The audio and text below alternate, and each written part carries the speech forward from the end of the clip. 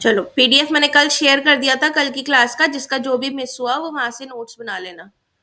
ठीक है, but notes अपने बनाना बेटा, एंड में वही मदद करेंगे आपकी, और कोई चीज मदद नहीं करेगी।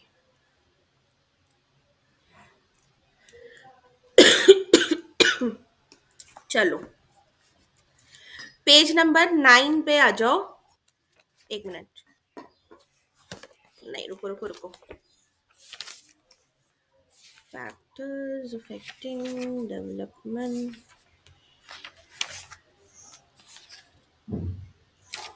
ओहो, सीधे यही दे दिया इन्होंने इसमें।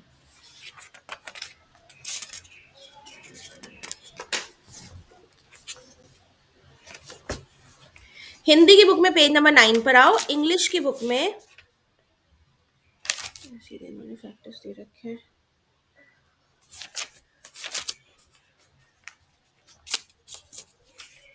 इंग्लिश की बुक में ये वाला टॉपिक है नहीं। ठीक है, तो इंग्लिश के हिंदी के जो बच्चे, इंग्लिश वाले जो बच्चे हैं, इंग्लिश मीडियम वाले बच्चे, वो हिंदी में से सुनेंगे। Okay, page number 9, Hindi medium. ये हो गया हमारा पेपर 1। कल जो बच्चे एब्सेंट थे उन्हें मैं बता दूं, बुक के ऊपर आपका पेपर का नंबर लिखा हुआ है। ठीक है, तो हम बुक के नंबर के हिसाब से बुक को याद रखते हैं, उसके नाम के हिसाब से नहीं रखते हैं। ठीक है, ये आपकी क्लास 2 हो गई, यूनिट 1 की। स्क्रीन शेयर है, सबको नजर आ रही है, विजिबल है? ठीक है, बढ़िया। चलिए भाई, आपका जो टॉपिक आज स्टार्ट होता है, जो क्वेश्चन आता है, ये आता है factors affecting growth and development. सिर्फ डेवलपमेंट लिख के भी आ जाएगा जानी, ठीक है, और दोनों लिख के भी आ जाएगा। क्वेश्चन क्या है? वृद्धि एवं विकास को प्रभावित करने वाले कारक। अपनी भाषा में लिखिएगा, अपने हिसाब से नोट्स बनाइएगा। ठीक है, मेरे को कॉपी मत करिएगा कट टू कट। तो वृद्धि एवं विकास को प्रभावित करने वाले कारक। कारक का मतलब क्या होता है? वो क्या चीजें हैं, वो क्या बातें हैं जिनकी वजह से मेरा विकास या मेरी जो वृद्धि है वो खराब हो सकती है या अच्छी हो सकती है। ठीक है, कल ही मैंने आपको बताया था कि विकास जो होता है वो दोनों तरीके से होता है बेटा। एक बच्चा चोरी कर रहा है, वो भी विकास है। एक बच्चा डॉक्टर की पढ़ाई कर रहा है, वो भी विकास है। ठीक है, लेकिन वो क्या चीजें हैं कि एक बच्चा चोरी में लग गया और एक बच्चा डॉक्टर की पढ़ाई में लग गया। तो जो दोनों तरीके के विकास हैं, ये किससे प्रभावित हो रहे हैं, किन वजह से मेरा विकास जो है वो अच्छा और बुरा हो रहा है। इस क्वेश्चन का मतलब ये है, आपको यहाँ पे वो वजह देनी है, रीजंस देने हैं। ठीक है, तो जब ऐसे क्वेश्चंस आते हैं, अब मान लीजिए ये क्वेश्चन 5 मार्क्स में आता है फॉर एग्जाम्पल। ठीक है, तो 5 मार्क्स में आप थोड़ा सा ग्रोथ के बारे में बताओगे 2 लाइन में, थोड़ा सा विकास के बारे में बताओगे 2 लाइन में, और फिर सीधे आप अपने मेन टॉपिक पे आ जाओगे, यानी फैक्टर्स पे। बट अगर यही क्वेश्चन बेटा 8 मार्क्स में आ जाता है, अब 8 मार्क्स के लिए आपको 5 से 6 पेजेस फिल करने होंगे अपनी आंसर शीट में। ठीक है, तो 5 से 6 पेजेस के लिए आपको एटलीस्ट आधा पेज ग्रोथ के बारे में बताना है, 1 पेज डेवलपमेंट के बारे में बताना है, और फिर आप फैक्टर्स के टॉपिक पर आओगे। ठीक है, क्वेश्चन का फॉर्मेट कैसे बनता है? पहले हम इंट्रो देते हैं उस टॉपिक के बारे में जिसके बारे में पूछा जा रहा है। ठीक है, फिर हम मेन क्वेश्चन पे आते हैं जो क्वेश्चन में एग्जैक्टली पूछा है, और लास्ट में हम एक कंक्लूजन दे देते हैं। इस तरह से हमारे आंसर फॉर्म होते हैं। ठीक है, चलिए, अब यहाँ पे ग्रोथ में पहले हमने ऐसे ग्रोथ बता दिया, वृद्धि, कि भाई वृद्धि जो होती है वो क्या होती है? शारीरिक विकास होता है, फिजिकल डेवलपमेंट होता है हमारा। ठीक है, हाइट वेट वगैरह ऐसे 2 लाइन में हमने लिख दिया। फिर यहाँ पे हमने ऐसे बता दिया कि डेवलपमेंट क्या होता है, विकास जो होता है ये एक बड़ी चीज होती है, बड़ा डोमेन होता है, और इसके अंदर चारों तरीके के विकास आ जाते हैं, PCSE। ठीक है, फिजिकल, कॉग्निटिव, सोशल और इमोशनल। इसको 1 लाइन में हमने लिख दिया पूरा। अब सीधे हेडिंग डालेंगे आप, factors affecting growth and development. ऐसे हेडिंग डालेंगे, वृद्धि एवं विकास को प्रभावित करने वाले कारक, डैश डालेंगे, और फिर 1 बाय 1 आप अपने पॉइंट्स में आंसर लिखना शुरू कर देंगे। ठीक है, सबसे पहला ही जो फैक्टर आता है बेटा वो आता है जेनेटिक फैक्टर। ठीक है, जेनेटिक फैक्टर, या इसको हम हेरिडिटरी भी बोलते हैं। ठीक है, यानी कि आपकी आनुवांशिक कारक, जीन्स, मेरे माता पिता से जो मेरे को जीन्स मिले हैं वो। ठीक है, तो पहली चीज आप जो इसके अंदर बताओगे वो ये बताओगे कि पेरेंट्स से हमें, हमारे अभिभावक से हमें, हमारे माता पिता से जो जीन्स मिलते हैं उनके अंदर जो डीएनए होते हैं, या जीन्स जो क्रोमोसोम के अंदर जीन्स होते हैं या डीएनए होते हैं, उनसे हमें उनसे हमें क्या मिलते हैं, ट्रेट्स मिलते हैं, गुण मिलते हैं। ठीक है, किनसे, गुण सूत्र से, माँ बाप के गुणों, गुण सूत्र से हमें गुण मिलते हैं, अलग अलग गुण मिलते हैं। जेनेटिक फैक्टर्स के कारण ही मैं, मेरा जो फिजिकल अपीयरेंस होगा, शारीरिक अपीयरेंस को हिंदी में क्या बोलेंगे, रूप। ठीक है, मेरा जो शारीरिक रूप होगा, ठीक है, बेस ऑफ पर्सनालिटी जिसको हम बोलते हैं बेटा। पर्सनालिटी क्या होता है, व्यक्तित्व, आपका व्यक्तित्व का जो आधार होता है वो मुझे कौन देगा, ये जीन्स देंगे। जैसे मेरी व्यक्तित्व का आधार क्या है कि मेरे बाल जो है वो हल्के से ब्राउनिश है, मेरी आंखें जो है वो डार्क ब्राउनिश है, मेरा कॉम्प्लेक्शन जो है वो फेयर है। ठीक है, मेरे हाथ जो है वो थोड़े से छोटे से हैं। तो ये जो पर्सनालिटी का जो ट्रेट है जो बचपन से आज तक मेरे साथ है, राइट, मेरी आंखों का कलर, मेरे बालों का टेक्सचर, मेरा फेस का कलर, ये जो ट्रेट्स जो बचपन से पैदाइशी मुझे मिले हैं, ये इनको क्या बोलते हैं, बेस ऑफ पर्सनालिटी। ठीक है, आप सबको आपके पेरेंट्स से एक बेस मिला है।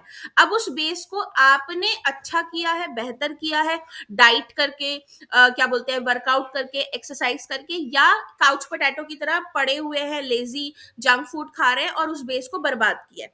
राइट, हम सबको एक पर्सनालिटी मिली है जो हमारे माँ बाप जैसी दिखती है। ठीक है, उसको अच्छा या बर्बाद हम करते हैं बड़े होके। तो व्यक्तित्व का जो आधार होता है, बेस ऑफ पर्सनालिटी जो होता है, वो मुझे जीन से मिलता है, मेरे हेरिडिटरी से मिलता है, क्रोमोसोम से मिलता है। ठीक है, अब इतना बताने के बाद बेटा इसमें आप थोड़ा सा मैकेनिज्म बताओगे कि ये जो कुछ जीन्स हैं ये हमें मिल कैसे रहे। ठीक है, इसी पॉइंट के अंदर अभी चल रहा है जेनेटिक्स में ही मैकेनिज्म्स। मैकेनिज्म को हिंदी में क्या बोलते हैं,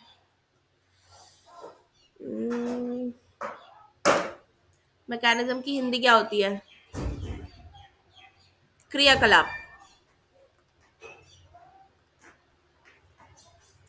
ठीक है, आपने क्या बताना है कि एक हमारा मेल होता है, पुरुष, एक हमारा फीमेल होता है, स्त्री।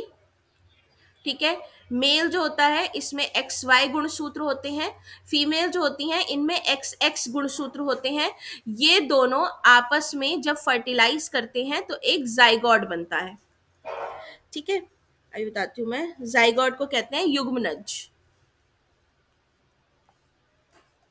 ठीक है, ये जब आपस में फर्टिलाइज करते हैं, इस तरह से डायग्राम बना के भी बता सकते हो, और चाहो तो थ्योरी में भी लिख के आप आ सकते हो। निषेचित, फर्टिलाइजेशन को बोलते हैं निषेचित होना। ठीक है, जब ये जाइगोट ये सब फर्टिलाइज होते हैं तो एक जाइगोट बनता है। ये जो जाइगोट होता है इसमें हमारे माता और पिता के गुणसूत्र आते हैं। ठीक है, मेरे पिता के पास कितने गुणसूत्र हैं, 46 क्रोमोसोम्स हैं।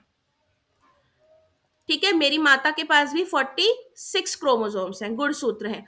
46 का मतलब है 23 पेयर, दोनों के पास 23 जोड़े हैं, क्योंकि जो गुणसूत्र होते हैं वो कैसे होते हैं, इस तरीके से जोड़े में होते हैं बेटा।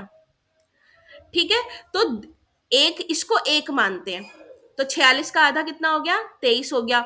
अब यहां से पिता से 23 मिलेंगे और माता से 23 मिलेंगे, तो जाइगोट के पास भी टोटल कितने क्रोमोसोम पहुंचे, 46, यानी 23 पेयर्स पहुंचे। ठीक है, अब ये जो जाइगोट होता है हमारा,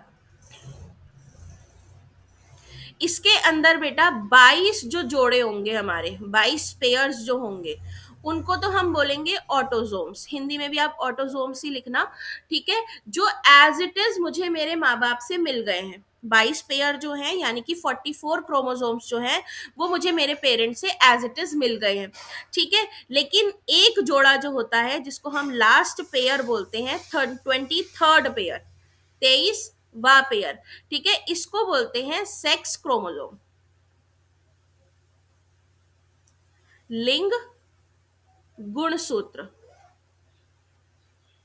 या सेक्स डिटरमिनेंट,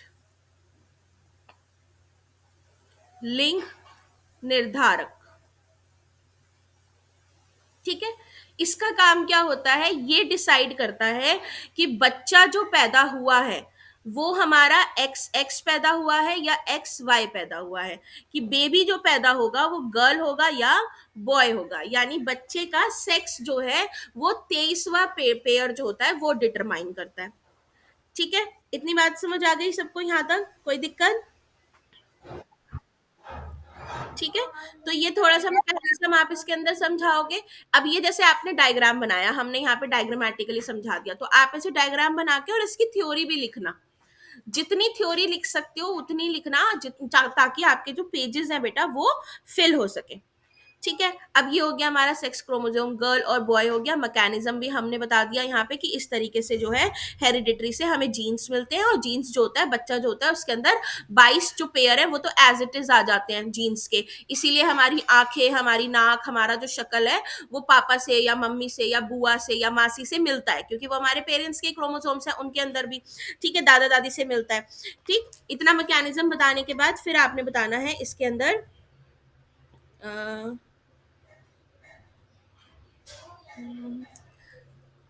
जेनेटिक्स के अंदर दूसरी चीज आएगी आपकी sex of the baby. Sex of the baby में आपने ये वाली चीज बतानी है, बच्चे का लिंग, कि माँ बाप जो होते हैं उनसे हमें कितने 23 पेयर मिले हैं, 23 पेयर में से बेटा 22 जो है वो ऑटोसोम होंगे, जो एज इट इज मुझे मेरे पेरेंट्स से मिल गए हैं, और जो 23वां, इसको 23rd लिखना। ठीक है, 23वां जो पेयर होगा वो सेक्स क्रोमोसोम होगा, जो कि निर्धारित करेगा कि बच्चे का जो सेक्स है वो एक्स एक्स है या एक्स वाई है, फीमेल है या गर्ल है, बॉय है। ठीक है,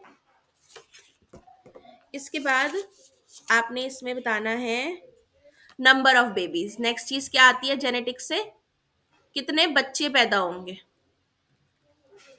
नंबर ऑफ बेबीज, बच्चों की संख्या। ठीक है, तो जब हमारा एक स्पर्म सेल जो होता है बेटा वो एक ओवा से, एक एग सेल से, ठीक है, ओवम से कनेक्ट करता है, फर्टिलाइज करता है, तो एक बेबी पैदा होता है। ठीक है, तो इस तरीके से आपने इसके अंदर बता देना है। सिंगलेटन अकेला बच्चा पैदा होता है, आपके दो बच्चे भी पैदा होते हैं जिनको हम ट्विंस कहते हैं, तीन बच्चे भी पैदा होते हैं, ठीक है, जिसको हम ट्रिपलेट्स कहते हैं, चार बच्चे भी पैदा होते हैं किसी किसी के, जिसको हम क्वाड रेपलेट्स कहते हैं। ठीक है, हिंदी में इसको कहते हैं चतुष्क।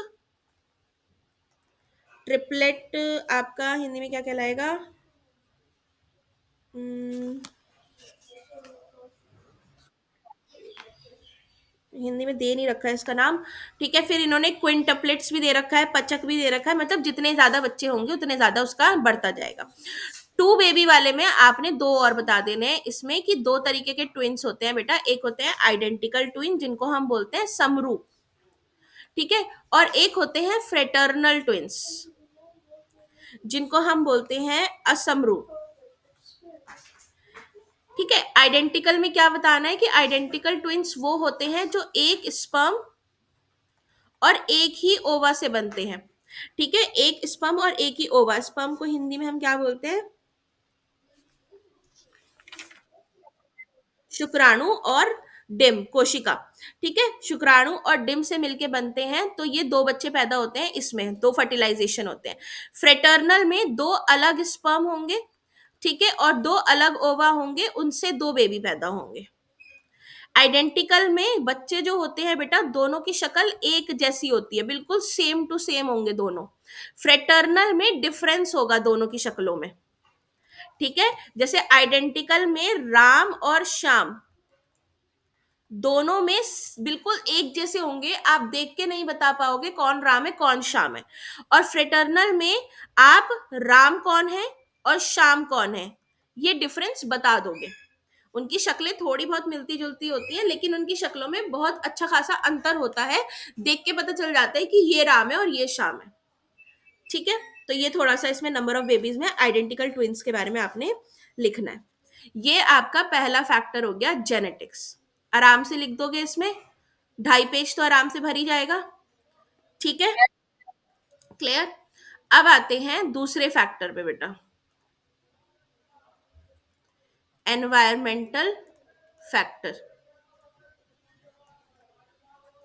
जैसे कि मैंने कल ही बताया था ना कि डेवलपमेंट क्या है, हेरिडिटरी और एनवायरमेंट का गुणनफल। इसलिए पहला हेरिडिटरी और दूसरा फैक्टर हो गया एनवायरमेंट। ठीक है, वातावरण। वातावरण, oh no no no no, 1 minute, light चली गई है मेरे घर। ओहो, जाविये मेरा फोन दो जल्दी। वहां पड़ा होगा। यार ऐसे मत करो।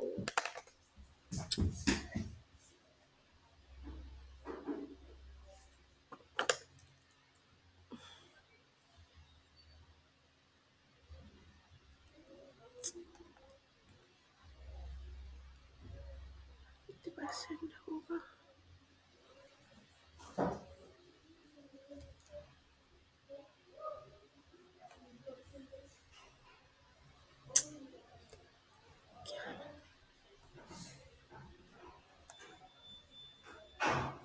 कनेक्ट हो गई मैं?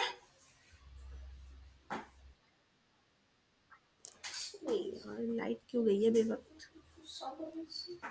रिकॉर्डिंग में नहीं रखी मेरी। ठीक है, 1 मिनट।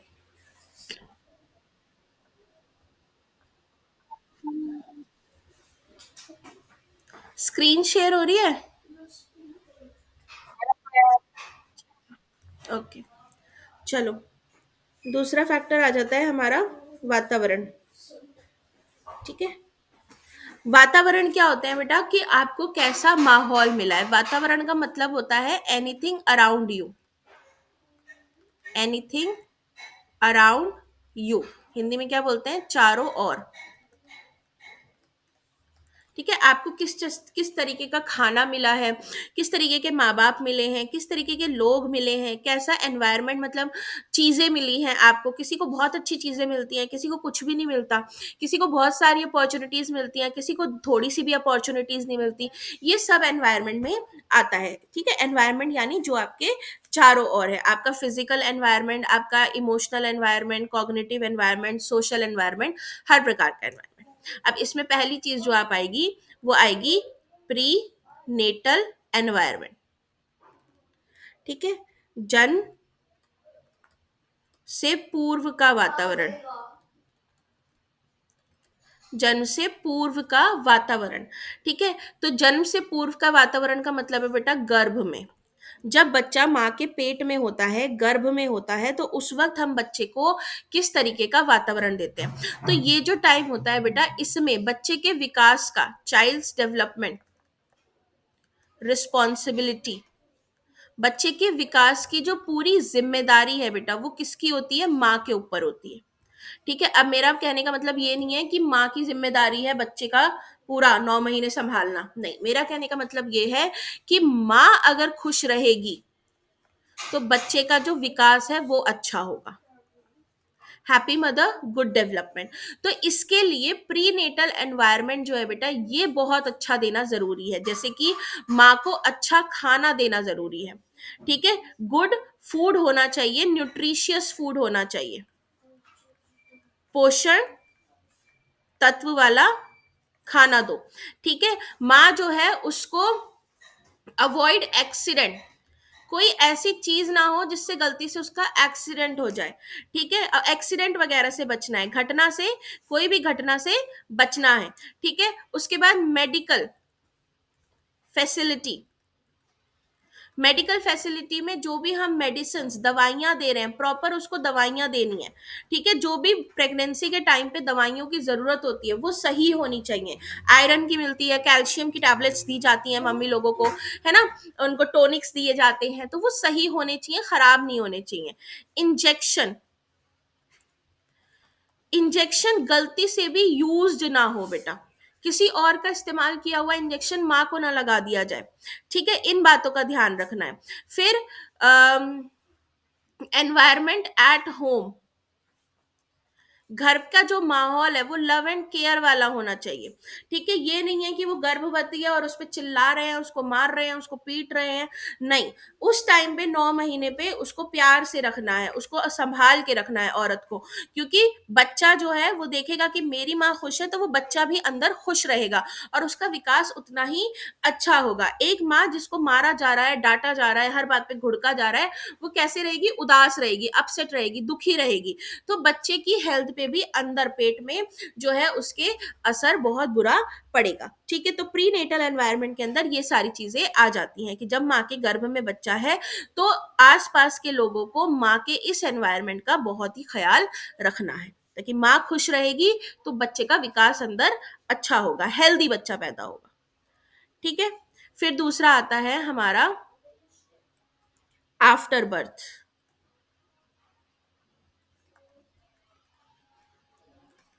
जन्म के बाद।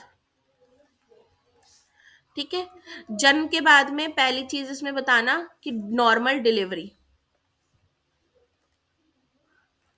नॉर्मल डिलीवरी में बच्चे जो होते हैं वो मोस्टली हेल्दी पैदा होते हैं।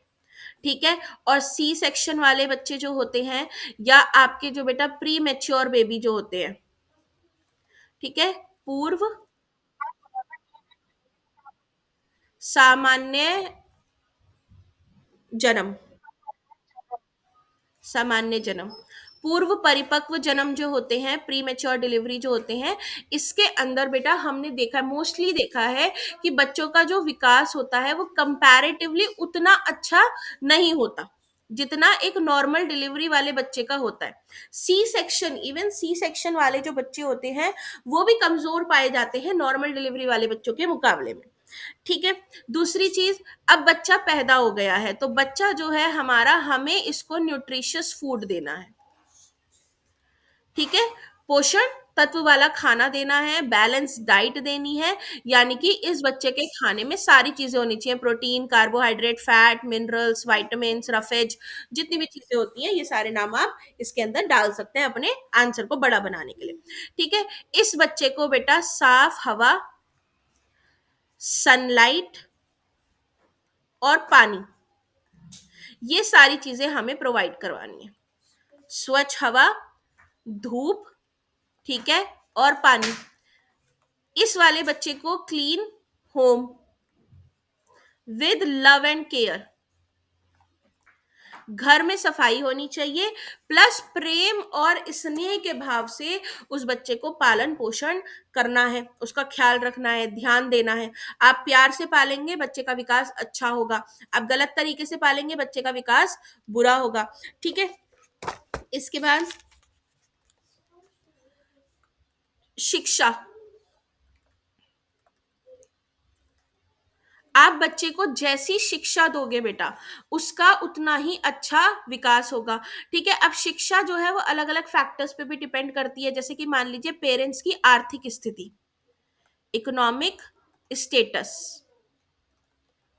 आर्थिक स्थिति। एक पेरेंट है भाई, उनके पास बहुत ज्यादा पैसे नहीं है, ठीक है, वो अपने बच्चे को स्कूल ही नहीं भेज पा रहे, तो वहां पे जो बच्चा है उसको वो अपॉर्चुनिटी ही नहीं मिल पाएगी कि वो दुनिया के बारे में ज्यादा जान पाए, ज्यादा शिक्षा हासिल कर पाए। कुछ पेरेंट्स हैं जिनके पास इतना ज्यादा पैसा है तो वो अंबानियों के स्कूल में पढ़ा रहे हैं, तो उनके बच्चे जो है वो देश विदेश जा रहे हैं छोटी छोटी उम्रों में, तो उनको बहुत ज्यादा अपॉर्चुनिटीज मिल रही है। फिर हम अपनी बात करें, मिडिल क्लास लोग हो गए हम नॉर्मल स्कूल्स में पढ़े हैं, हम दिल्ली के ही आसपास के शहर उसमें जगहों में, या इंडिया की ही आसपास की जगहों में हम ट्रिप्स पे गए होंगे, तो हमें उतनी नॉलेज है, उतनी अपॉर्चुनिटी हमें मिली है। तो आर्थिक स्थिति पे शिक्षा का बड़ा प्रभाव पड़ता है। तो जिस तरीके की आर्थिक स्थिति है, शिक्षा देना बहुत जरूरी होता है बच्चों को, क्योंकि शिक्षा से बच्चों का दायरा खुलता है। ठीक है, बच्चों को अपॉर्चुनिटीज मिलती हैं कि वो नए लोगों से मिले, नई चीजों के बारे में जाने। ठीक है, ये सारी चीजें एजुकेशन में आ जाती हैं। इसके बाद और क्या बता सकते हो आप? एनवायरनमेंट में फूड हो गया, एजुकेशन हो गया, क्लीन एयर, सनलाइट, वाटर हो गया, अपॉर्चुनिटीज हो गई, इसी में अपॉर्चुनिटीज डाल देना। बस इतना काफी है। ठीक है, ये सारी चीज। एक इसमें पेरेंट्स बिहेवियर लिख सकते हो आप, माता पिता का व्यवहार। पेरेंट्स का बिहेवियर बहुत मैटर करता है बेटा। बचपन में कहते हैं कि शुरुआती 2 साल जो होते हैं, इन 2 सालों में माँ बाप को बच्चे को बहुत प्रेम से रखना चाहिए, बहुत प्यार से रखना चाहिए। यही 2 साल होते हैं जिसमें बच्चा अपने माँ बाप पे पूरा भरोसा, जो ट्रस्ट है वो गेन कर लेता है, और उसको ये होता है कि मैं अपनी बातें अपने पेरेंट्स को बता सकता हूँ। ठीक है, क्योंकि जो पहले 2 साल होते हैं उसी में हम अपने बच्चे को हर चीज में ना ना ना ना करना शुरू कर देते हैं। तो ये जो वर्ड ना है, इसकी जगह अगर हम कुछ और यूज करना शुरू कर दें, तो बच्चे का जो ट्रस्ट होता है वो पेरेंट्स पे ज्यादा बिल्डअप होता है, डेवलप होता है। ठीक है, और जितना ट्रस्ट डेवलप होगा बच्चे का विकास भी उतना ही अच्छा होगा, क्योंकि पेरेंट्स उतने अच्छे से ध्यान दे पाएंगे। और वहीं एक बच्चा जो है वो अपने माँ बाप से बातें छुपा रहा है, झूठ बोल रहा है, तो वो कहीं और जाके बिगड़ेगा। ठीक है, तो वहां पे विकास जो है खराब हो जाएगा। तो ऐसे ही आंसर लिखना है आपको, अच्छी बातें बतानी है और कहना है इनसे अच्छा विकास होगा। और अगर ये चीजें ना हो के इस तरह से खराब चीजें होंगी बच्चे के साथ, तो उसका विकास खराब होगा। ठीक है, क्लियर है क्वेश्चन सबको? अब आ जाओ पेज नंबर 10 पर आ जाओ, इंग्लिश मीडियम वाले बच्चे, और 15 पे आ जाओ, हिंदी मीडियम वाले बच्चे। हिंदी में 15, इंग्लिश में 10। अब जो आपके क्वेश्चंस आते हैं बेटा 5 नंबर में, 8 नंबर में, वो आते हैं हर डेवलपमेंट के अलग अलग प्रकार पे। ठीक है, अलग अलग टाइप्स की डेवलपमेंट पे। अब पहले मैं डेवलपमेंट के अलग अलग प्रकार पढ़ाने से पहले आपको ना सारे डेवलपमेंट की एक इंफॉर्मेशन दे देती हूँ, ताकि जब आप इनको पढ़ो तो आपको थोड़ा सा आइडिया मिल जाए। ठीक है, क्वेश्चन हटा दो अभी यहाँ से। देखो, विकास जो होता है इसमें 4 तरीके के विकास होते हैं। एक होता है फिजिकल, जिसको आप शारीरिक कहते हो।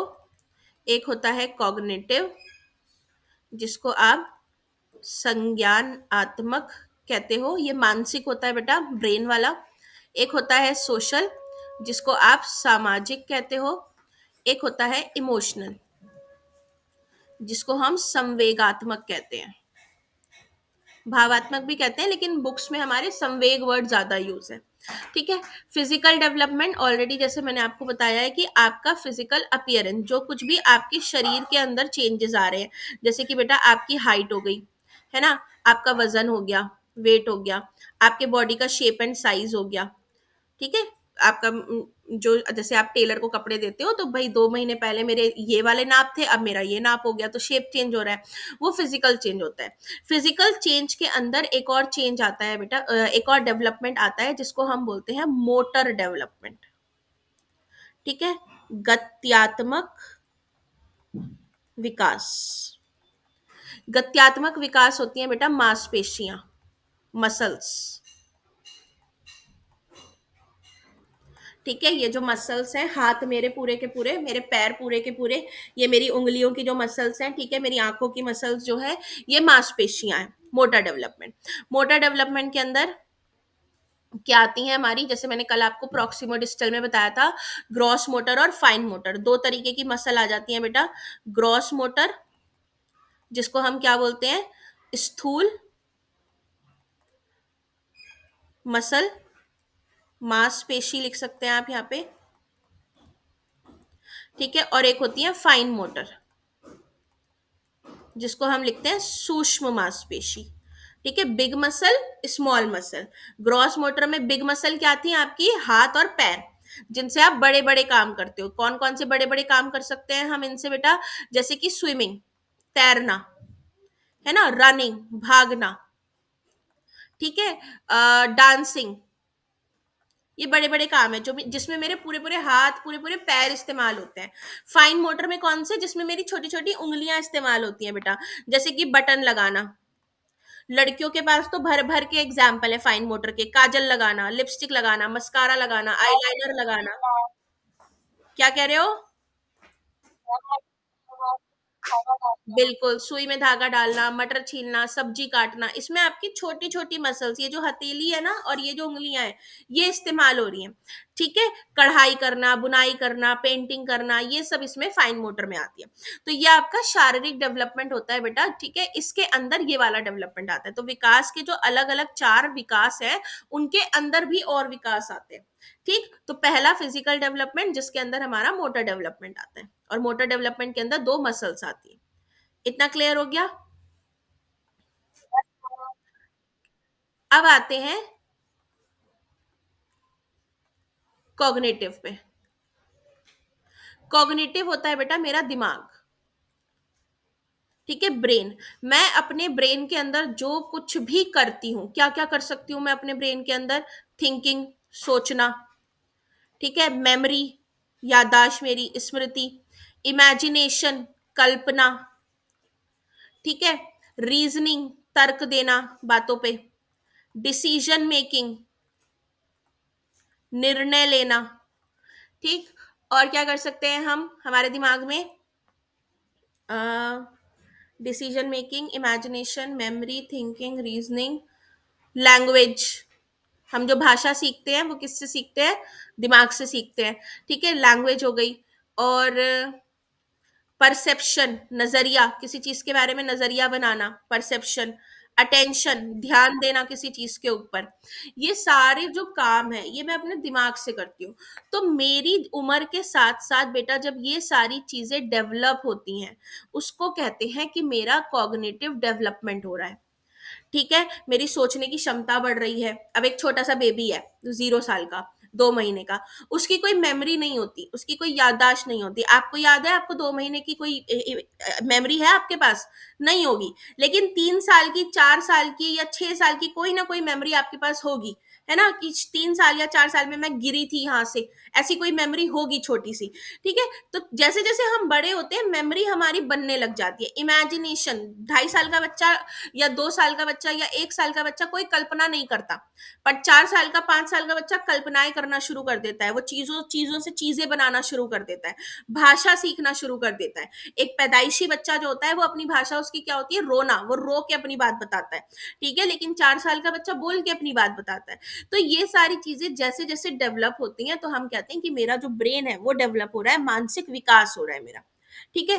कॉग्निटिव डेवलपमेंट के अंदर हमारा एक डेवलपमेंट आता है बेटा, जिसको हम बोलते हैं लैंग्वेज डेवलपमेंट, भाषाई विकास,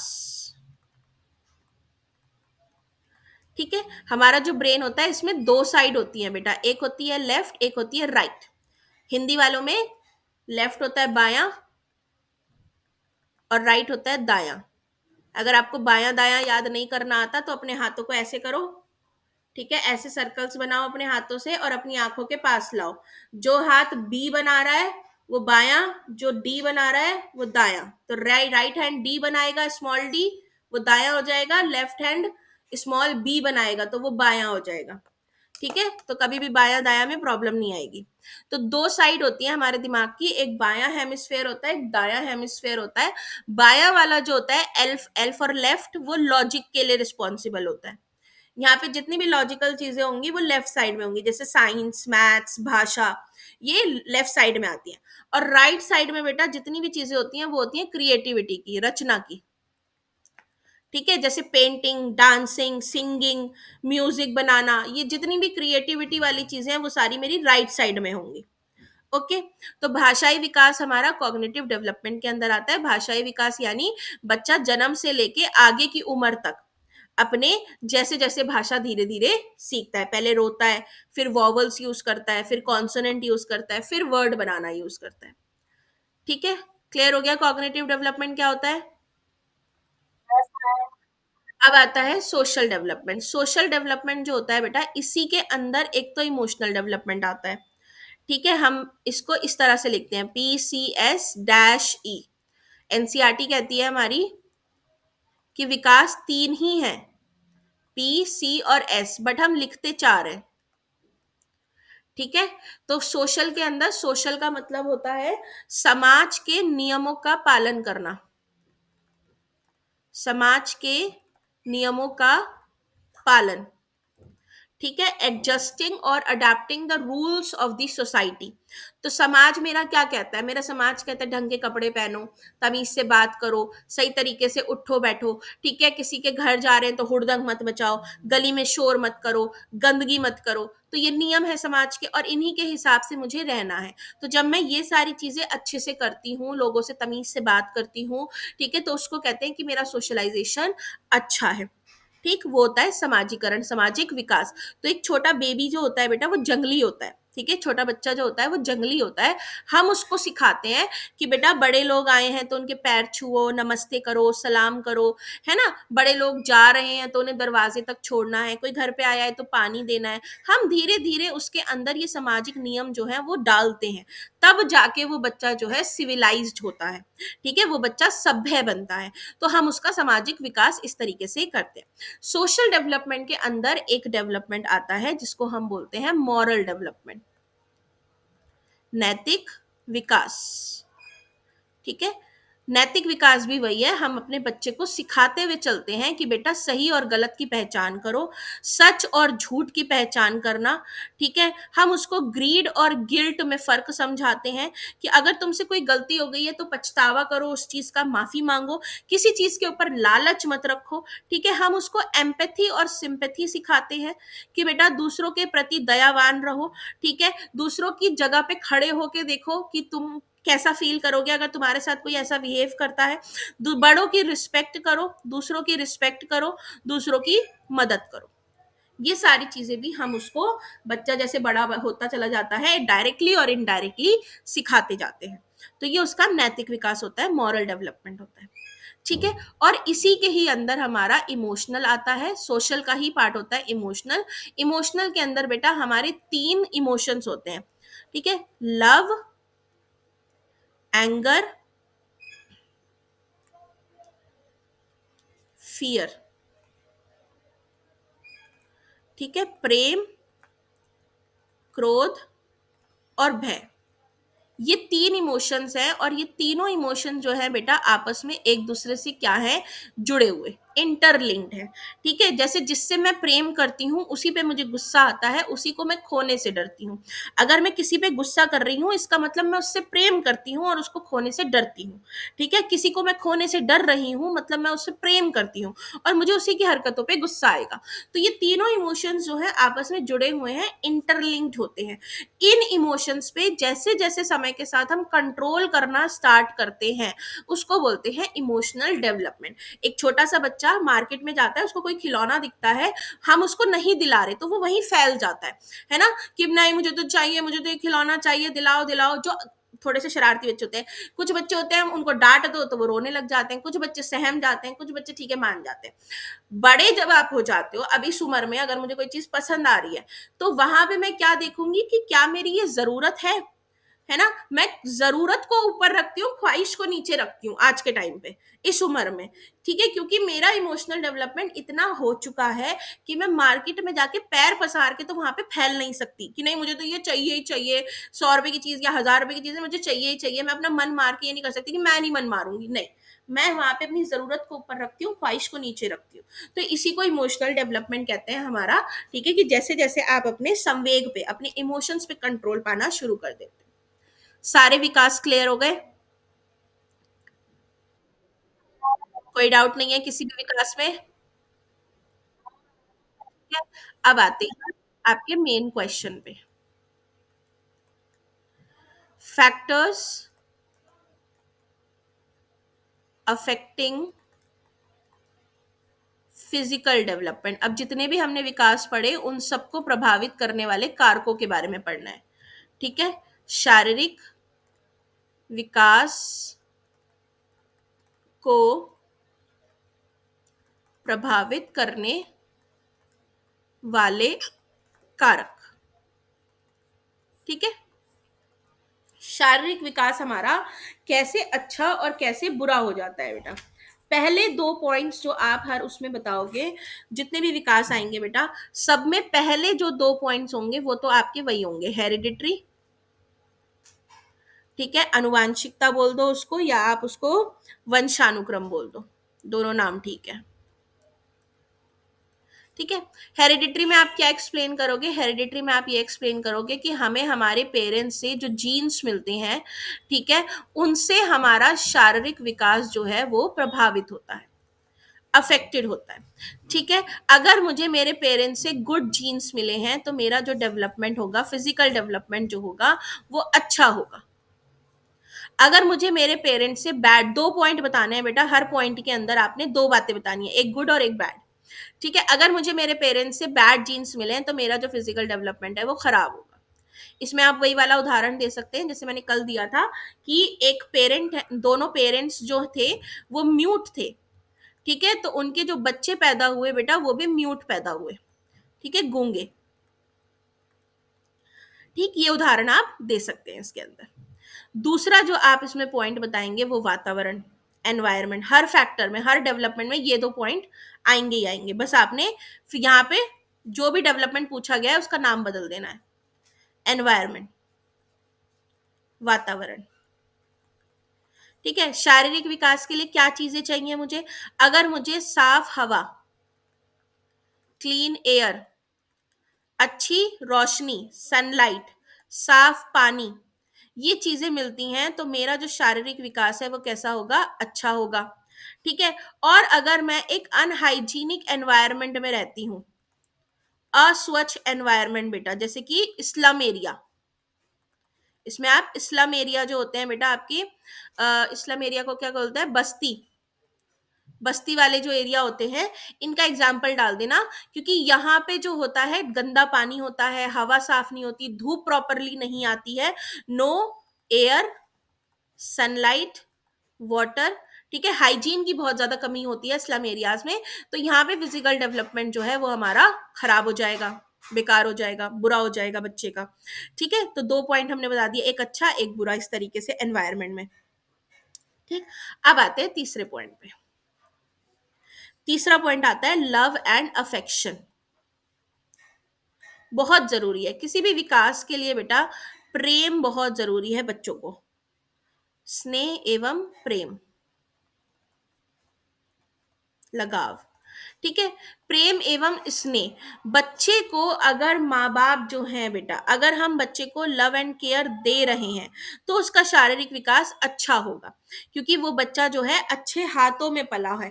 ठीक है। जैसे बालकों के समुचित शारीरिक विकास हेतु स्नेह एवं प्रेम का आधार काम करता है। परिवार में पेरेंट्स, फैमिली मेंबर्स, दूसरे सदस्य स्नेह से ना मिलने के कारण वो दुखी रहता है।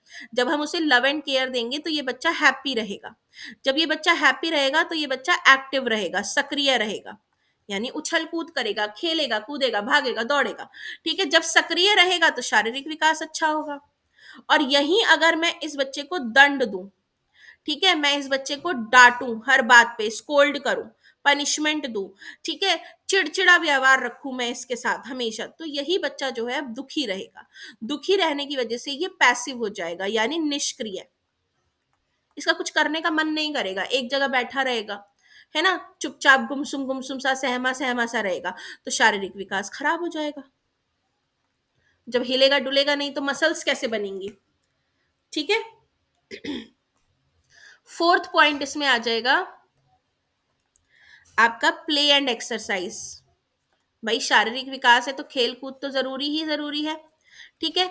अगर माँ बाप जो है बेटा बच्चे को अपॉर्चुनिटीज देते हैं, ज्यादा से ज्यादा खेलने कूदने की अवसर प्रदान कर रहे हैं उसको, ठीक है, जैसे कि मान लो पापा, एग्जाम्पल आप दे सकते हो कि पापा जो है रोज शाम को 1 घंटा बच्चे को लेके पार्क ले जा रहे हैं, है ना, और पार्क में उसके साथ रनिंग कर रहे हैं, या उसको वो झूलों पे झूल रहा है, जो सीढ़ी पे चढ़ते हैं फिर स्लाइड होकर आते हैं, तो वहां पे वो सीढ़ियां चढ़ रहा है, स्लाइड कर रहा है, इधर उधर भाग रहा है, पार्क ले गए हैं या वॉक पे ले गए हैं, तो बच्चे का जो फिजिकल डेवलपमेंट है वो अच्छा होता चला जाएगा, क्योंकि बच्चे की मसल्स जो है बेटा, यहाँ पे क्या हो रहा है, रनिंग वगैरह में बच्चे की मसल्स, मांसपेशियां जो है ये एक्टिव है, वर्क कर रही हैं। ठीक है। वहीं पे पेरेंट्स जो हैं वो बच्चों को अपने क्या कर रहे हैं, इंडोर ज्यादा रख रहे हैं। ठीक है। बाहर नहीं निकलने दे रहे हैं बिल्कुल भी, उनको कोई एक्सरसाइज नहीं करा रहे हैं, इंडोर में बस बच्चे जो हैं तुम्हारे डिजिटल गेम्स में ही इन्वॉल्व हैं। ठीक है। वीडियो गेम्स में ज्यादा इन्वॉल्व हो रखे हैं, तो ये बच्चे जो हैं क्या हो जाएंगे? ओबेसिटी का शिकार हो सकते हैं। सबसे पहली चीज मोटापा बढ़ेगा। ठीक है, कोई एक्सरसाइज नहीं करेंगे, कोई खेलेंगे कूदेंगे नहीं, इनकी जो मसल्स हैं वो पैसिव हो जाएंगी, निष्क्रिय हो जाएंगी। ठीक है, उतने अच्छे से वर्क नहीं करेंगी। इन बच्चों को भागने को बोला जाएगा तो इनसे ठीक से भागा भी नहीं जाएगा। ठीक है, इनसे किसी स्पोर्ट्स में पार्टिसिपेट नहीं लिया किया जाएगा। तो प्ले एंड एक्सरसाइज बहुत इंपॉर्टेंट है फिजिकल डेवलपमेंट के लिए, नियमित रूप से, रेगुलरली। ठीक है, फिर आता है पांचवा, भाई प्ले एंड एक्सरसाइज किया है तो आराम भी जरूरी है।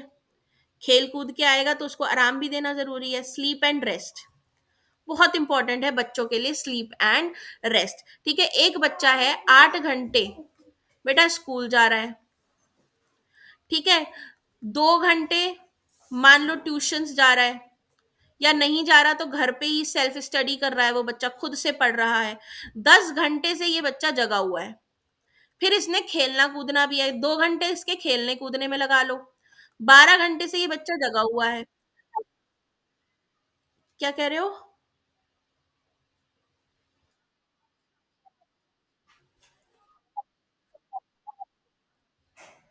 रुको।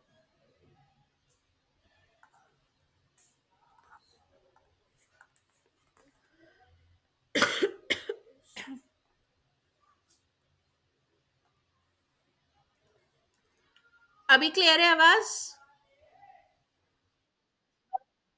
ठीक है, तो निद्रा और विश्राम, निद्रा एवं विश्राम, ये दोनों बहुत जरूरी हैं। बच्चों को स्कूल से आके आराम करवाना चाहिए। रात में एटलीस्ट बच्चा जो है 8 से 10 घंटे जो है बेटा ये सोए। ठीक है, क्योंकि सोने के लिए जो इसने यहाँ पे उधम काटा किया है, तो उसके लिए इसकी मसल्स को क्या चाहिए? रेस्ट चाहिए, मांसपेशियों को आराम चाहिए। ठीक है, अगर मसल्स को रेस्ट नहीं देगा तो फैटीग हो जाएगा, थकावट हो जाएगी। ठीक है, और थकावट से क्या होगा? ये बच्चा बीमार पड़ जाएगा अल्टीमेटली। और बीमार पड़ने के बाद क्या होगा? शारीरिक विकास क्या है? रुक जाएगा, खराब हो जाएगा। तो रेस्ट देने से क्या होगा? मसल्स जो है वो वापस से क्या होंगी? रिफ्रेश हो जाएंगी, उनमें वापस से एनर्जी आ जाएगी, और फिजिकल जो बच्चे अगले दिन जब वो उठेगा तो फ्रेश उठेगा, ताजा उठेगा, और वो दोबारा से एक्टिविटीज करने के लिए तैयार रहेगा। तो यहाँ पे उसका शारीरिक विकास अच्छा होगा। ठीक है, फिर आता है भोजन, फूड। एक बच्चा है आपका जो हेल्दी फूड खाता है, यानी कि बैलेंस डाइट बेटा। ठीक है, हर प्रकार का उसकी जो थाली है उसमें हर प्रकार का खाना है, प्रोटीन भी है, कार्बोहाइड्रेट भी है, फैट भी है, मिनरल भी है, विटामिन्स भी हैं, वाटर भी प्रॉपरली पीता है अच्छे से, रेगुलरली, नियमित रूप से। इस बच्चे का शारीरिक विकास अच्छा होगा, क्योंकि इस बच्चे की हेल्थ अच्छी है। हेल्दी है तो भागेगा दौड़ेगा। एक बच्चा जंक फूड खाता है, ये बच्चा बीमार रहेगा ज्यादा से ज्यादा टाइम। ठीक है, हेल्थ अच्छी नहीं होगी, मोटापा बढ़ने लगेगा। जब हेल्दी अच्छी नहीं होगी, बीमार रहेगा ज्यादा से ज्यादा, तो चिड़चिड़ा हो जाएगा, इरिटेटेड हो जाएगा। इरिटेटेड रहेगा तो फ्रेंड्स भी नहीं बनेंगे, कोई इसके साथ खेलेगा कूदेगा नहीं। किसी के साथ खेलेगा कूदेगा नहीं, शारीरिक विकास बेकार हो जाएगा। ठीक है, तो भोजन भी बहुत एक जरूरी चीज है। इसके बाद 6 पॉइंट्स हुए हैं।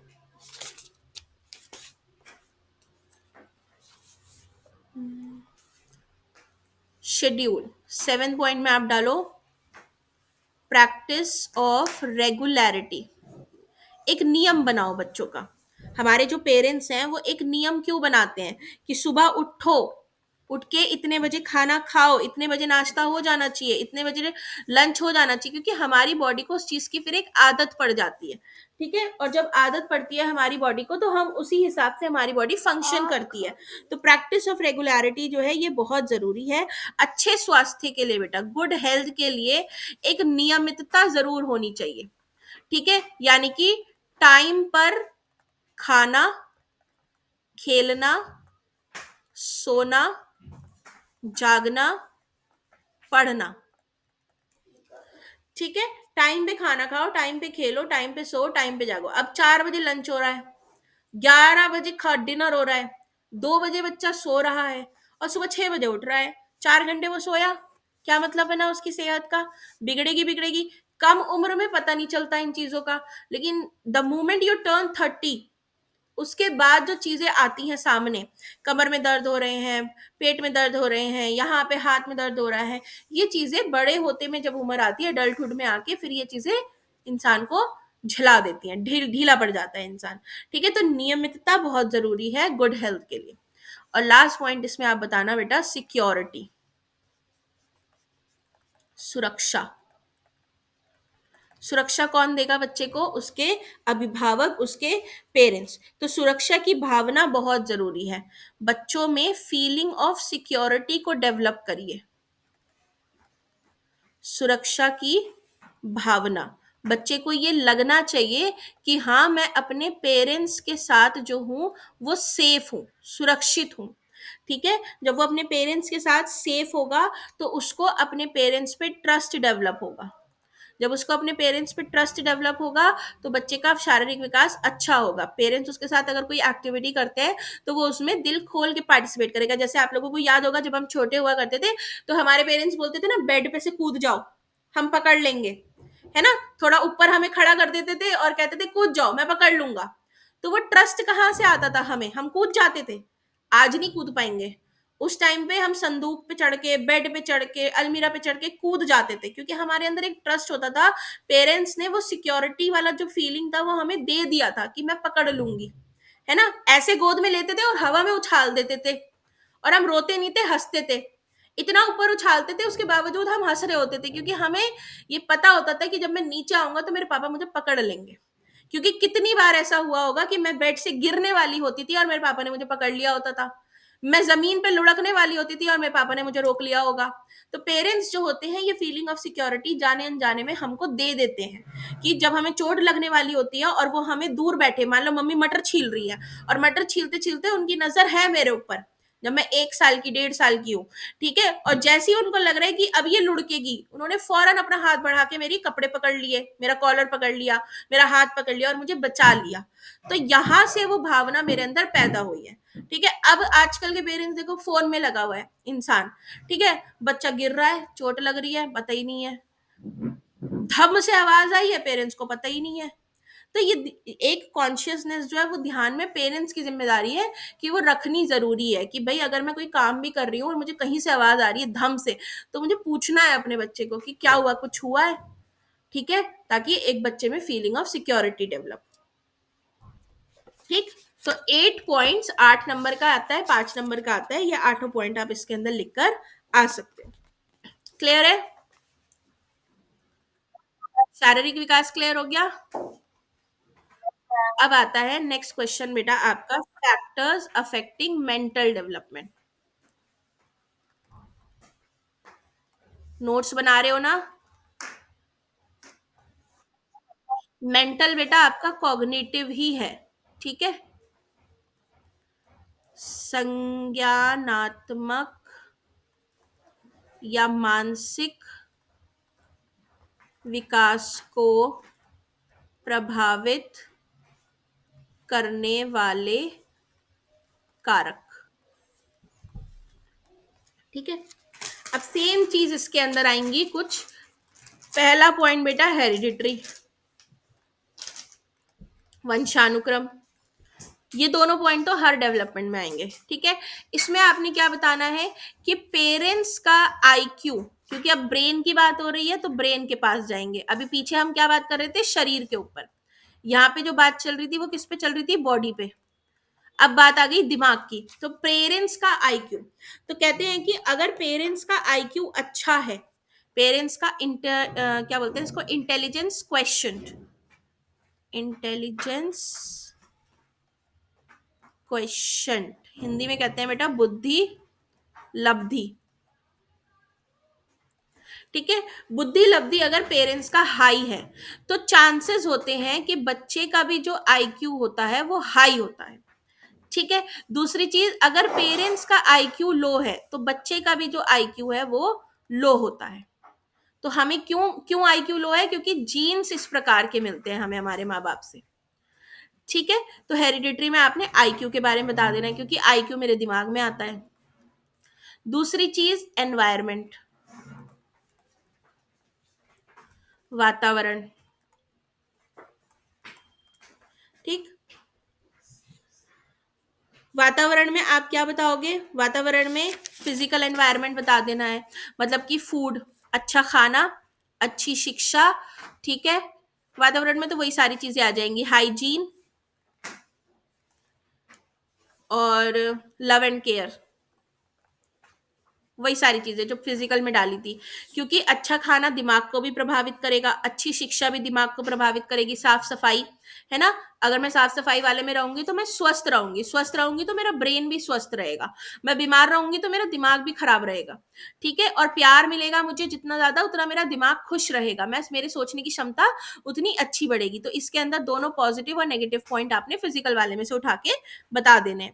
ठीक है, तीसरा अब आ जाता है इसके अंदर आपका अंडर न्यूट्रिशन ड्यूरिंग इन्फेंसी, शिशु अवस्था में अपर्याप्त भोजन।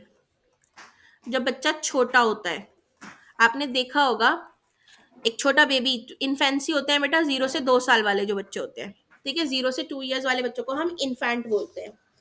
0 से 2 साल में पेरेंट्स बच्चों के खाने पीने का बड़ा ख्याल रखते हैं, हर एक चीज, भाई उसको फ्रूट्स खिलाएंगे, है ना, नहीं खाएगा तो मैश करके खिलाएंगे, आटे में गूंद देंगे, चुकंदर गूंद देती है मम्मी आटे में, बताओ, है ना। चीजों को कहीं से भी, मतलब जादू टोना करके कुछ भी करके मम्मी जो है वो उसने खिलाना ही खिलाना है बच्चे को, चाहे उसको पीस के खिलाए, किसी चीज में मिला के खिला दे, बाद में बताएगी मैंने तुझे ये खिलाया था इस चीज में मिला के, हमें पता ही नहीं, बाद में हम ओया ओया करते फिर रहे हैं। ठीक है, तो इन्फेंसी में मम्मी सबसे ज्यादा ध्यान देती है। और इवन जब मम्मी डिलीवरी करती है, तो डिलीवरी के टाइम पे जो बड़े लोग होते हैं, दादी नानी जो होते हैं, वो माओ का कितना ज्यादा ख्याल रखते हैं, है ना। वो ड्राई फ्रूट का पाउडर होता है, लड्डू होते हैं, सौंठ वगैरह, बहुत सारी चीजें खिलाई जाती हैं। क्यों? क्योंकि वो ब्रेस्ट फीडिंग का टाइम चल रहा होता है उस टाइम पे, तो बच्चा जो माँ जो खाएगी वो बच्चे तक जाएगा, राइट, इस तरीके से। तो इन्फेंसी के टाइम पे बहुत जरूरी होता है कि बच्चे को अच्छा खाना दिया जाए, क्योंकि बेटा यहाँ पे उसका जो ब्रेन है वो डेवलप हो रहा होता है, अंडर डेवलपमेंट में होता है, समझ लो। ठीक है, मतलब अभी विकास उसके दिमाग का हो रहा है, तो उसको वो सारी चीजों की जरूरत है। अब सर्दी आ गई है, सर्दियों में सबके घर में तिल के लड्डू बन रहे होंगे, ड्राई फ्रूट के, कुछ बच्चे नहीं खाते होंगे, तो मैं जैसे मैं क्या करती हूँ, मेरा बच्चा नहीं खाता तो मैं वो पी बनाती हूँ, सारे ड्राई फ्रूट्स को पीसती हूँ और आटे में मिला देती हूँ, जा मत खा, अब रोटी तो खाएगा ही खाएगा, रोटी तो मैं ठूसी दूंगी जैसे तैसे, चला गया पेट में उसके। ठीक है, जूस नहीं पी रहा है किसी भी चीज का, चुकंदर नहीं खा रहा है तो जूस में मिला दिया, गाजर के हलवे में चुकंदर डाल दिया, किसी को क्या पता चल रहा है, कलर ही आता है अच्छा, चुकंदर भी चला गया पेट में, बीटरूट और गाजर का हलवा भी बन गया इस बहाने। तो ब्रेन अंडर डेवलप्ड है बच्चे का, तो यहाँ पे उसको पर्याप्त भोजन देना बहुत जरूरी होता है। ठीक है, इन्फेंट को। अब क्या होता है, कुछ पेरेंट्स इस टाइम पे भोजन नहीं देते, जैसे आजकल मैं क्या देख रही हूँ कि माएँ जो हैं वो दूध ही नहीं पिला रही हैं, they are not breastfeeding, वो बाहर के दूध के ऊपर फोकस कर रही हैं। ठीक है, कोई उनको कह दे रहा है कि अगर तुम ब्रेस्ट फीडिंग करोगी तो तुम्हारा बॉडी शेप खराब हो जाएगा। मेरे समझ नहीं आ रही है मानसिकता क्या है, कि माँ का बॉडी शेप खराब हो जाएगा अगर वो ब्रेस्ट फीडिंग करेगी, तो ब्रेस्ट फीडिंग मत करो, ऊपर का दूध पिलाओ जो पाउडर मिल्क आता है। अब वो पाउडर मिल्क उतना न्यूट्रिशियस नहीं है जितना आपका ब्रेस्ट फीडिंग वाला मिल्क होगा। ठीक है, तो वहां पे बच्चों की आंखें खराब हो रही हैं, इतनी कमजोर आंखें हो रही हैं बच्चों की, चश्मा लग जा रहा है। कह रही हैं मान लो जो बनाना है, बनाना घोट के रख दिया है, उसको ऐसे मैश कर दिया है और लेके बैठे हुए हैं, खा ही नहीं रहा, खा ही नहीं रहा, अरे उसको ठूसना पड़ेगा। 2 साल के बच्चों को पकड़ पकड़ के खिलाना पड़ता है, हमारी मम्मी हमारी दादी कैसे पकड़ पकड़ के खिलाती थी, नहीं खाता था चपेड़ पड़ जाती थी, 2 साल के बच्चे को चपेड़े पड़ी है हमें, मुझे याद है मैं इतना पिटी हूँ भैया, मैं तो बहुत मार खाई है, सबसे आलसी हुआ करती थी मैं अपने खानदान में, तो हम पिट जाते थे। आजकल के पेरेंट्स क्या है, खा ही नहीं रहा, अरे मैं मारूंगी थोड़ी इसको, मैं जबरदस्ती थोड़ी करूंगी, उल्टी कर देगा, अरे करने दो ना उल्टी, भले ही इतना ही जाए, जाना चाहिए। तो हमारे पेरेंट्स जो होते थे उनकी पेरेंटिंग मारते थे पीटते थे, बट वो हमारे लिए बहुत फायदेमंद होती थी। आज के टाइम पे वो हमारे लिए बहुत अच्छी रही है। आजकल के पेरेंट्स की पेरेंटिंग खराब हो रही है, भाई बच्चा मेरा खा ही नहीं रहा, फोन पकड़ा देते हैं। हमारे टाइम पे कौन से फोन थे, हमारे पैरों के ऊपर माँ बाप के पैर होते थे, यहाँ हाथ होता था, ठीक है, बाल पकड़े हुए होते थे, दो जने मिलके तो खाना खिलाते थे, जो नंग बच्चा होता था, एकदम जिद्दी वाला बच्चा जो होता था, उसको इस तरीके के हाल होते थे। आजकल के पेरेंट्स बहुत सारे नहीं करते, वो क्या करते हैं, फोन पकड़ा देंगे, कोको मेलन चला देंगे, ठीक है, मैं तोता चला देंगे और चलो भाई खाना खिला रहे हैं। नहीं है, ये गलत चीजें हैं, ठीक है। तो अंडर न्यूट्रिशन से बच्चे का ब्रेन जो है उस पर प्रभाव पड़ता है। अगर आप उसको पर्याप्त भोजन नहीं दे रहे हैं तो बच्चे का मानसिक विकास जो है, इसमें बेटा विकार पैदा हो सकता है। विकार यानी कि डिसेबिलिटी आ सकती है बच्चे के दिमाग में, बच्चा जो है मंद बुद्धि हो सकता है आपका आगे चल के। मंद बुद्धि यानी लो आईक्यू, ठीक है, मंदबुद्धि हो सकता है, डल हो सकता है वो बच्चा। इसलिए इस टाइम पे दो, जबरदस्ती दो, नहीं खाता फिर भी दो, जबरदस्ती खिलाओ, ठीक है, जबरदस्तियों से ही आदत बनती है, ये हकीकत है। बिना थप्पड़ के कोई बच्चा पल नहीं सकता, ये हकीकत है, ठीक है। फिर आता है आपका फोर्थ पॉइंट, इसमें आप डालना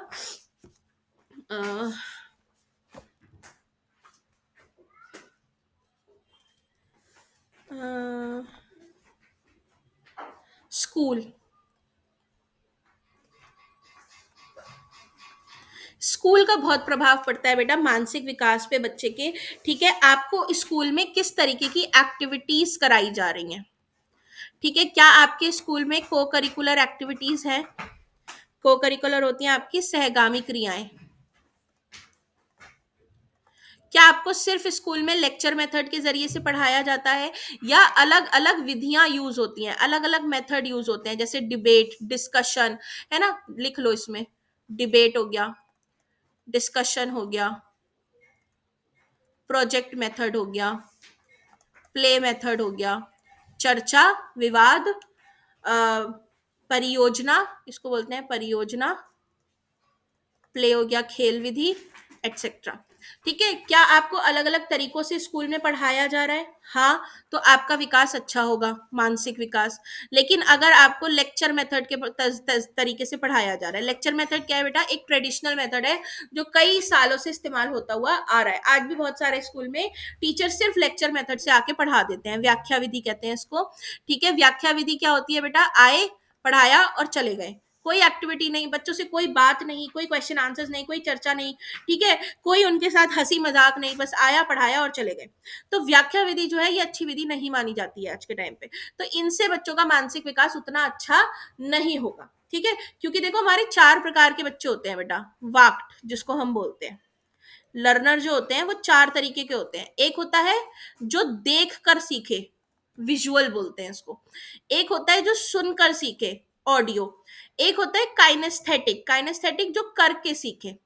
एक होता है टेक्टाइल, टेक्टाइल यानी टच करना, जो स्पर्श करके सीखे, ठीक है।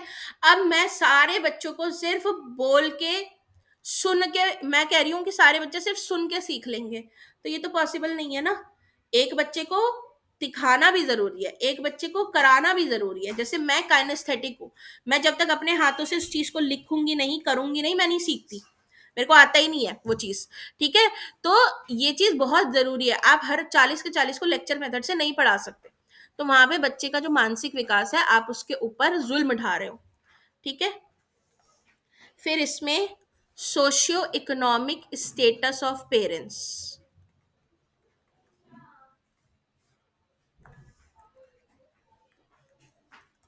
परिवार की सामाजिक, आर्थिक स्थिति, ठीक है। परिवार की सामाजिक और आर्थिक स्थिति का बहुत प्रभाव पड़ता है बेटा। मान लीजिए पेरेंट्स जो हैं उनकी सामाजिक और आर्थिक स्थिति अच्छी नहीं है, पुअर है, ठीक है, तो वो अपने बच्चे को जो अवसर है बेटा वो कम दे पाएंगे। एक पेरेंट है वो अमीर है बहुत ज्यादा, तो वो अपने बच्चों को जो अवसर है, जो अपॉर्चुनिटीज हैं वो ज्यादा दे पाएंगे। जैसे कि वो उसको मान लीजिए गिटार सीखने के लिए भी भेज रहे हैं, वो उसको स्विमिंग की ट्रेनिंग के लिए भी भेज रहे हैं, ठीक है, वो उस बच्चे को ट्रैवल भी करवा रहे हैं अलग अलग जगह पे। तो वो बच्चा जितना ज्यादा बाहर निकलेगा, जितनी ज्यादा अपॉर्चुनिटीज मिलेंगी, उसका ब्रेन उतना अच्छा डेवलप होगा, विकसित होगा। ठीक है। तो पेरेंट्स की आर्थिक स्थिति पे भी निर्भर करता है बच्चे के मानसिक विकास। ठीक है। एक बच्चा जो अलग अलग एक्टिविटीज में इन्वॉल्व है, ट्रैवल बहुत ज्यादा करता है, उसके पेरेंट्स उसको अलग अलग जगह पे लेके जाते हैं, उसको ज्यादा नॉलेज है उसके मुकाबले जो बच्चा हर वक्त घर में रह रहा है, कुएं का मेंढक बना हुआ है। ठीक है। फिर आता है नेक्स्ट पॉइंट, आप इसमें डालना इफेक्ट्स ऑफ कॉन्फ्लिक्ट, द्वंद्व का प्रभाव। ठीक है। द्वंद्व का प्रभाव क्या होता है बेटा? घर में पेरेंट्स या बाकी फैमिली मेंबर्स जो हैं, इनमें कॉन्फ्लिक्ट्स हो रखे हैं। मम्मी पापा हमेशा लड़ते रहते हैं, बच्चों के सामने ही लड़ते रहते हैं। ठीक है। उन्हें कोई मतलब ही नहीं है कि बच्चे को अच्छा लगेगा या बुरा लगेगा, बच्चे के सामने लड़ रहे हैं, बात नहीं कर रहे हैं एक दूसरे से, गाली गलौच हो रहा है घर के अंदर बहुत ज्यादा। तो बच्चे के दिमाग पे मानसिक प्रभाव पड़ता है। ठीक है। और एक घर है जिसके अंदर पेरेंट्स जो हैं उनके बीच में कॉन्फ्लिक्ट्स नहीं है, वो अपनी बातों को रिजॉल्व कर ले रहे हैं। ठीक है, शांति के साथ पीसफुली अपने कॉन्फ्लिक्ट्स रिजॉल्व कर ले रहे हैं, बच्चों के सामने लड़ झगड़ नहीं रहे हैं। ठीक है, गलत व्यवहार नहीं दिखा रहे हैं। तो वहां पे जो बच्चे हैं उनको हमेशा एक अच्छा एनवायरनमेंट दिखेगा जिनसे उनका विकास भी अच्छा होगा, उनकी जो दिमाग है उस पर प्रभाव अच्छा पड़ेगा। ठीक। इसके बाद 6 पॉइंट हो गए इसमें। हाँ, फिर फिजिकल ग्रोथ,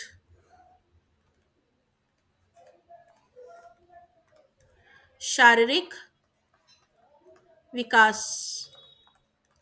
शारीरिक विकास में आपने ये बताना है कि बच्चा अगर हेल्दी है तो वो बच्चा खुश रहेगा। खुश रहेगा तो उसका जो क्या बोलते हैं मानसिक विकास है ये भी अच्छा होगा। और एक बच्चा जो हर वक्त बीमार रहता है वो इरिटेटेड रहेगा। इरिटेटेड रहेगा तो किसी से बात नहीं करेगा, उदास रहेगा, जिससे कि उसका मानसिक विकास भी खराब होगा। ठीक है। और इसमें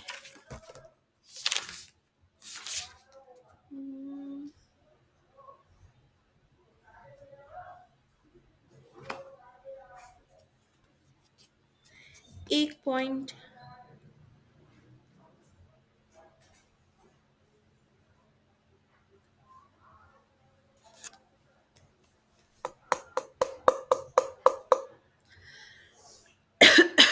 एक आप डाल सकते हो उसमें लास्ट पॉइंट, सेक्स डिफरेंस, लिंग भेद। सेक्स डिफरेंस में डालना कि अलग अलग संस्कृतियों की वजह से, कल्चरल डिफरेंसेस जो होते हैं बेटा, ठीक है, सांस्कृतिक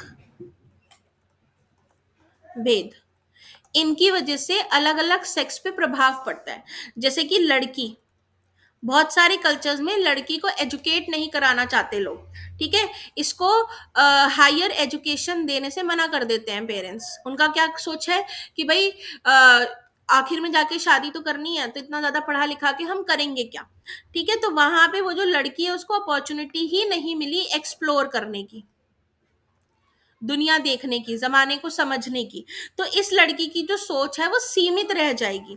ठीक है, माँ बाप ने उसकी जो सोच है उसको शैकल्स में बांध दिया, शैकल्स यानी घर की चार दीवारी में बांध दिया। ठीक है, किचन में बांध दिया। तो ये बच्चे की जो मानसिकता है वो क्या है, लिमिटेड हो गई है। वहीं लड़के, लड़कों को खुली छूट होती है। कल्चर में ऐसी संस्कृतियां हैं जहाँ पे जो लड़के होते हैं ये फ्री हैं, रात में कभी भी आओ, कभी भी जाओ। पापा डांट रहे हैं तो बाहर भाग गए, लड़कियों को डांट पड़ रही है तो उन्हें सुनना पड़ता है, पूरा पूरी फिल्म उनको देखनी पड़ती है। और लड़के हैं, पापा ने जरा चिल्लाना शुरू किया, बाइक उठाई भाग गए, है ना, निकल गए घर से बाहर। तो ये लड़के जो होते हैं ये एक्सप्लोर कर पाते हैं, दोस्तों के साथ घूम रहे हैं। लड़कियां जो है वो 2 गली आगे जाने से पहले सोचेंगी, लड़का जो है वो 4 गली आगे जाने के बाद भी कहेगा चल एक और गली और पार कर लेते हैं। है ना। तो ये एक्सप्लोर कर पा रहे हैं। जब बंदा एक्सप्लोर करता है, बाहर निकलता है, तो कुएं के मेंढक से बाहर बनता है, तो उसका ब्रेन भी उतना ही बेहतर तरीके से विकसित होता है। तो कल्चरल डिफरेंस आते हैं, जैसे कि बाहर के देशों में आप देखिए, तो वहां पे लड़का लड़की का भेदभाव इतना ज्यादा नहीं है। वहां पे लड़कियां भी बिल्कुल आपको दिखेंगी कि उनको कोई डर नहीं है। अकेले लड़कियां जो है ट्रैवल कर रही हैं, विदेशों में ट्रिप्स पे जा रही हैं, ठीक है। और जहां पे हम देख रहे हैं कि लड़कियां, उनको घर में रोका जा रहा है, बहुत ज्यादा बांधा जा रहा है, बिल्कुल कुएं का मेंढक बनाया हुआ है, वो लड़कियां 2 कदम भी नहीं जा पा रही हैं, एक बगल की दुकान से सामान भी नहीं लेकर आ पा रही हैं, ऐसा होता है, ठीक है। तो सेक्स डिफरेंस का भी फर्क पड़ता है। ये 8 पॉइंट्स आपके हो गए। क्लियर है। अब आपके दो और विकास इसमें आते हैं, इमोशनल डेवलपमेंट और सोशल डेवलपमेंट। ओके, क्या क्या रहता है इस यूनिट में? पियाजे की थ्योरी, ब्रूनर की theory, cognitive dimensions, lifespan, continuous Vygotsky, तीन तीन थ्योरी है इस चैप्टर में आपके, इस अकेली यूनिट में 3 थ्योरी हैं, और तीनों ही बहुत इंपॉर्टेंट है। उसके बाद तो ज़्यादा मुश्किल है नहीं कुछ। नरेटिव्स, clinical method, इस वीक में खत्म होगी यूनिट 1 आपकी। चलो, आज के लिए इतने ही रखेंगे, फिर कंफ्यूज हो जाओगे सारे के सारे। इमोशनल और सोशल डेवलपमेंट जो है, ये मैं अब आपको कल कराऊंगी, ठीक है। इसको सेव कर लेते हैं पहले हम। ये हो गया JBT first year paper 1 class 2, ठीक है। आ जाते हैं वापस।